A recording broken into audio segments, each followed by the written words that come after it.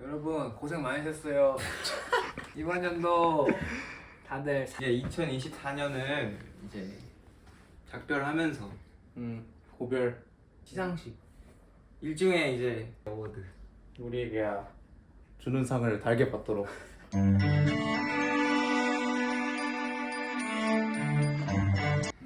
나는 올해 아이템으로 이 바지, 리바이스 바지, 리바이스 567 와이드진 빈티지. 너무 예뻐요. 블루진은 이것만 입고 있는 것 같아. 블루진 핏. 이제 저희가 하나씩 다 했잖아요. 저희도 워낙 좋아하다 보니까. 이 루즈한 실루엣을 빈티지에서 찾고 싶었는데 빈티지라고 하기엔 애매한 경계에 있는 거긴 하지만 그래도 우리의 기준에는 부합하는 맞아요. 그런 빈티지. 생각이 완전 빈티지예요. 대체 불가요. 그렇긴 해. 스타일링하기 너무 좋잖아요. 요즘 입는 옷들이랑 너무 잘 어울리고 그리고 편해서 거의 매일 입고 있어. 이제 501 입으면은 통이 너무 좁아 보여서 못 입겠어요. 너무 많이 입으면 가끔 501이 그리워질 때가 있긴 하는데 다시 입어보면은 다시 찾게 됐어.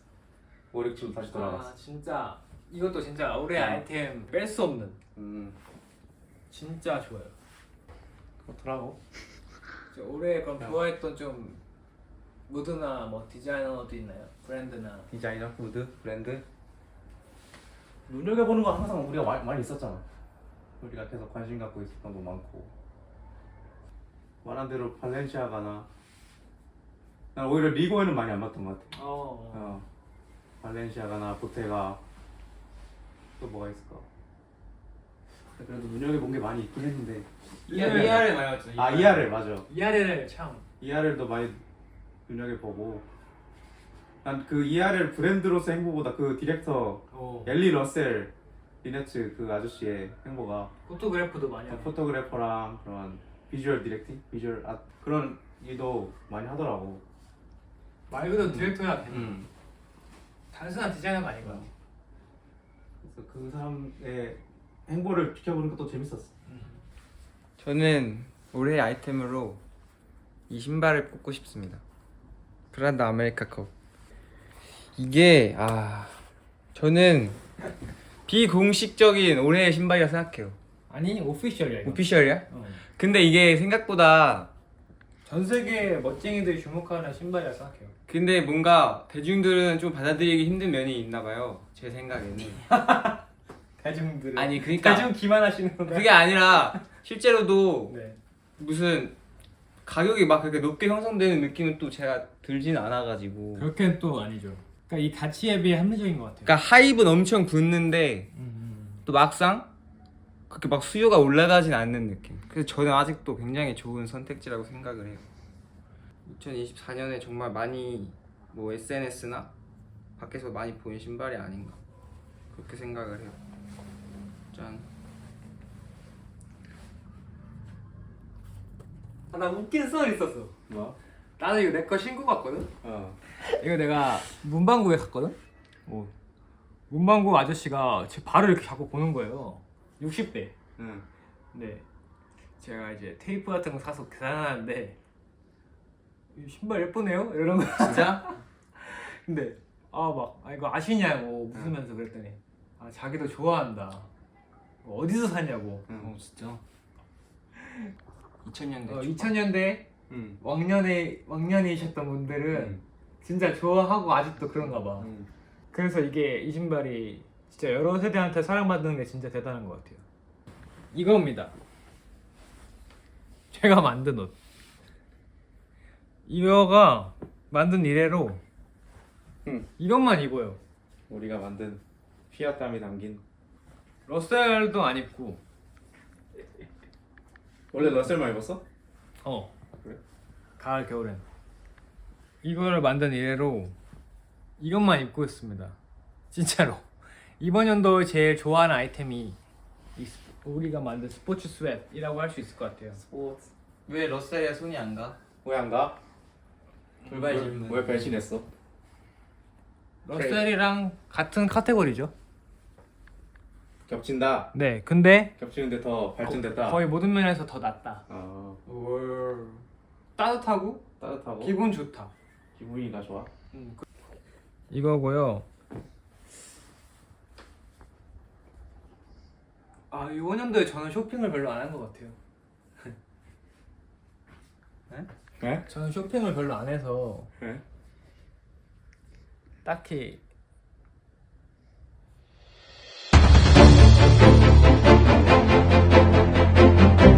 아티스트로 가시죠. 다음은 이제 올해 아티스트. 저는 무조건 플레이보이 카티라고 생각해요. 저던데. 저는 무조건 카티라고 생각합니다. 무조건 카티. 형은요? 나도 카티가 인플루언스적인 면에서 오피움 세력을 만들어가지고 오피움 와. 인플루언스를 만들어서 강력한 세를 지금 이루고 있다고 생각. 카티가 응. 뭐 앨범을 일단 하나도 내진 않았지만 그러니까요. 아직 며칠 남기는 했어요. 근데 올라올 때 믿어? 나을 것 같은데. 그를 믿어? 그 전 앨범도 크리스마스에 나왔잖아요. 아니 뭐 I am 굿즈들도 music. 굿즈들도 배송되고 있다는데. 그건 돈 받았으니까 일을 해야지.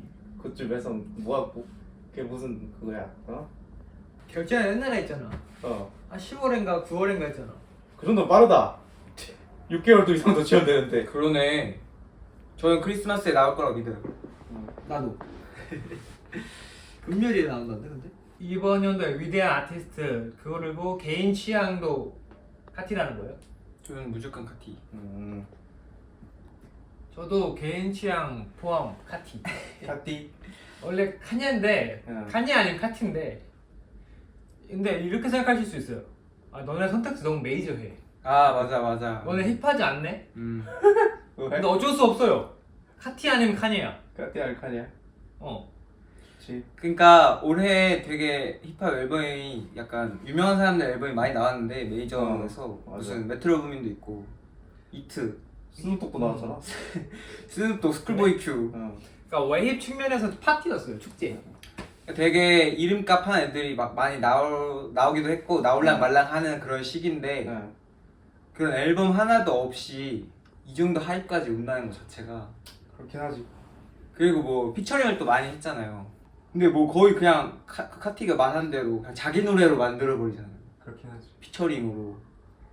저는 카티의 행보 중에 제일 멋있었던 게 킴고든한테 영향을 끼친 거.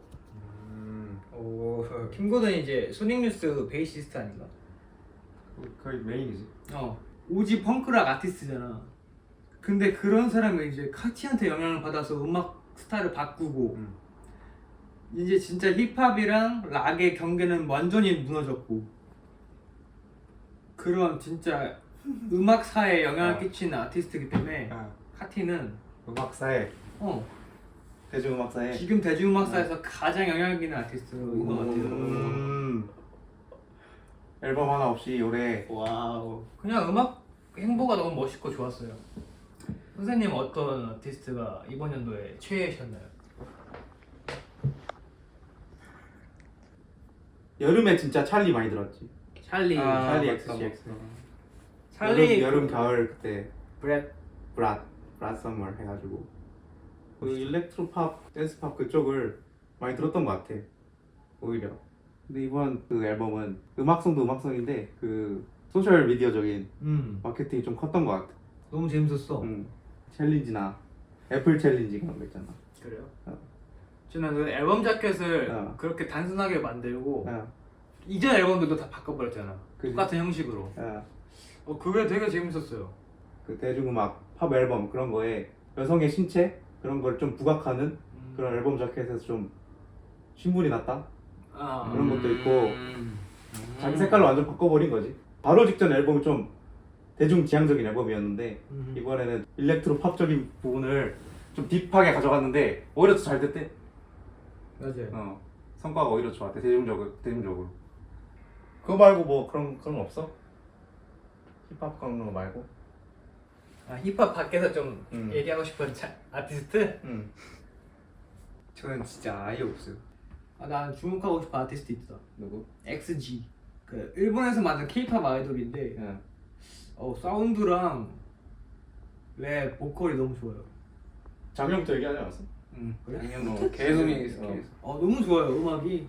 올해도 뭐 새로운 소식 있었어? 뭐 싱글 나온 것 같던데? 그래? 나는 그런 대중 그 아이돌 팝 음악도 되게 좋아하거든. 음. 사실 그거야말로 럭셔리거든. 세계에서 유명한 프로듀서들 다 불러서 쓰잖아. 저도 진짜 올해는 좀 아이돌 노래들 많이 들은 것 같아요. 뭐 에스파, 뉴진스. 에스파도 너무 좋아. 특히 에스파 노래가 되게 좋았고. 아 에스파 너무 좋아요. 에스파 사운드가 어. 뭐라 해야 되지? 테크노랑 하우스? XG가 그 좋아 에스파. 그 소리 긁는 사운드가 너무 좋아요. 에스파. 인더스트리얼해? 뭔가? 인더스트리얼 느낌. 많이 좋긴 했어.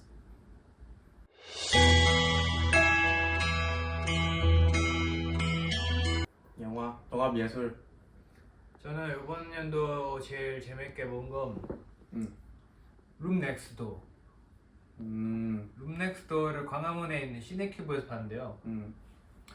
또 참고로 얘기하고 싶은 게 광화문에 그런 예술 영화관이 많죠. 시네큐브, 에무시네마. 또 뭐 있나?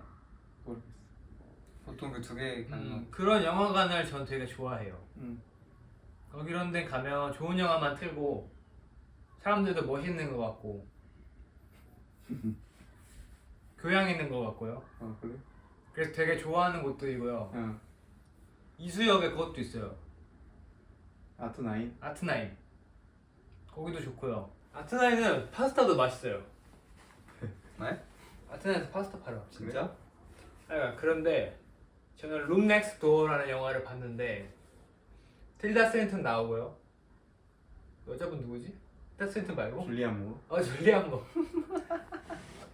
그 영화 저는 기대 안 하고 봤는데 너무 좋았어요. 일단 솔직히 저는 영화 볼 때 패션을 많이 봐요. 패션이 그냥 내 취향인 게 아니라 좀 더 패션으로 표현을 하는 영화들이 있잖아요.